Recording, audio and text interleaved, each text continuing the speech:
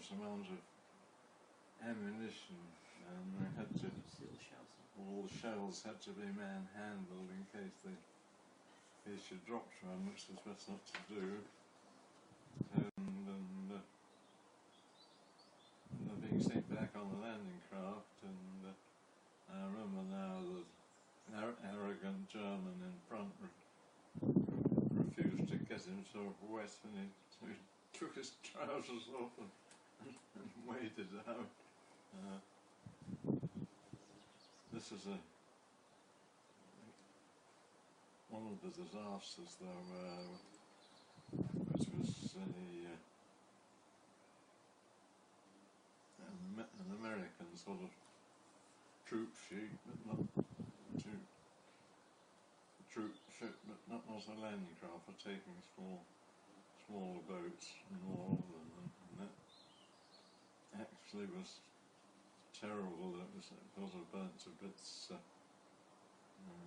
What happened to that boat? Sorry? What happened to that boat?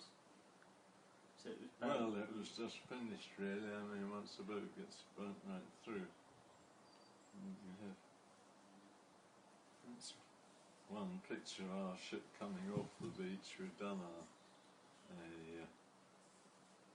unloading, and you can see all this is what the Germans have put there. They were mostly old railway lines which have been driven in, or anything with a spike on it. They'd driven them all the way along the beach, and if you were unlucky enough to drive onto one, it went straight through the bottom.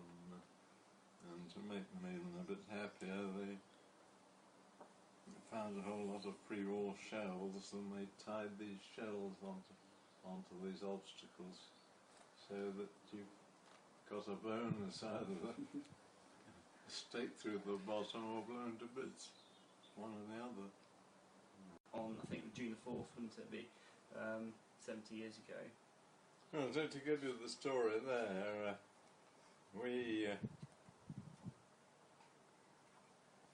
were the last landing craft to be fitted out, and that was in Alloa in Scotland, which is the home of landing craft.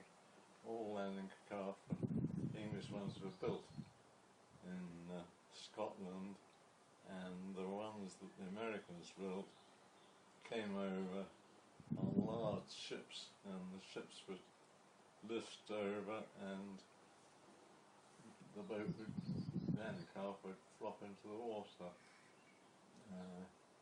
These weren't as good as ours, to be honest, and of course they weren't fully fitted out, so we had a devil amount of work, at least over the dockyards, of getting them fit and everything else.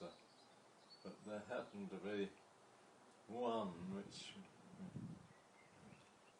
never got the full story, but it was, what is it you call a car, a bad car? You say Friday afternoon car? Yes, it was a Friday boat. And so when it was unloaded, I don't know how it got damaged, but what they did was to carry on and get all the ones that didn't need much work doing on them, getting them all fighting fit and all the necessary work done as far as putting armaments on board and everything else, because they were fairly stripped down, these small landing craft. So that anyhow, at Grangemouth it was, they'd got all the American landing craft fitted out, and of course they had to find crews for them. They didn't have ready-made crews. They had to pick people from the Navy, really, and we were all jolly young. And first they put a coxswain on board and an engineer on board, and gradually they would build up a crew to man and also show them how the bloody thing worked. Scotland was so ideal because they had sloping beaches where they could test landing craft very easily, you know, under ideal conditions and also at times difficult conditions.